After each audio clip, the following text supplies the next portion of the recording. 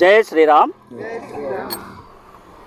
ఈరోజు మన పాతచెర్ల సీతారామ భక్త ఆంజనేయ ఆలయం వద్ద నుండి ఎప్పుడూ లేని విధంగా భద్రాచలానికి భక్తుల అందరసే గోటి తరంబ్రాలు స్వయంగా చేతులతో వడ్లని గోటి తరంబ్రాలుగా తయారు చేసి ఏప్రిల్ 17న జరిగే కళ్యాణంలో భాగంగా రేపు భద్రాచలంలో సీతారామచంద్ర స్వామివారిని పెళ్లి కొడుకుగా చేస్తారు.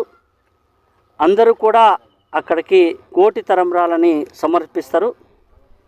మన ఆలయం వద్ద నుండి పాతచెర్ల సీతారామ భక్త ఆంజనేయ ఆలయం వద్ద నుండి గోటి తరంబ్రాలు తయారు చేసి రామకోటి పుస్తకాలు కూడా రాసిన పుస్తకాలు గోటి తరంబ్రాలు ఈరోజు విశేషంగా భక్తులందరూ కూడా తరంబ్రాలను రామకోటి పుస్తకాలను పట్టుకొని చెర్ల నుండి భద్రాచలం 54 కిలోమీటర్లు నడిచి స్వామివారి నామ శ్రీరామ జయరామ జయ జయరామ అంటూ ప్రతి ఒక్కరు కూడా విశేషంగా తెల్లవారుజామున 5 గంటల నుండి బయలుదేరారు.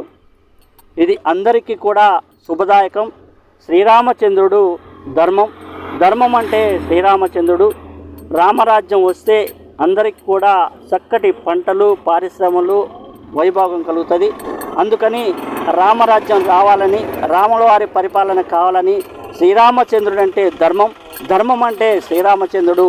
అటువంటి కార్యక్రమం చెర్ల ప్రాంత ప్రజలందరూ కూడా సహకారంతో అన్ని కుల వాళ్ళు శ్రీకూటమి ఆలయం వారు, వెంకటేశ్వర వారి గుడి వారు, ముత్యాలమ్మ గుడి వారు, అలాగే ప్రధానంగా మనకి ధర్మ జాగరణ నుండి ఎంతో సహకరించారు. ఆశలత గారు, శోభన గారు, శ్రీదేవి గారు మన ఆలయం తరపు నుండి భక్తులందరూ కూడా సహకరించి ఈ యొక్క కార్యక్రమాన్ని వైభవంగా భద్రాచలం నడిచి బయలుదేరటం ఇది మన ప్రాంత ప్రజలకందరికి కూడా ఆదర్శంగా ఆ శ్రీరామచంద్రుడు భద్రాచలం నుండి మన చెర్ల ప్రాంత అందరిని కూడా చల్లగా చూసి సస్యశ్యామల కాంచి అందరికీ మంచి వైభాగ్యం కలగాలని కోరి ప్రార్థిస్తున్నాం.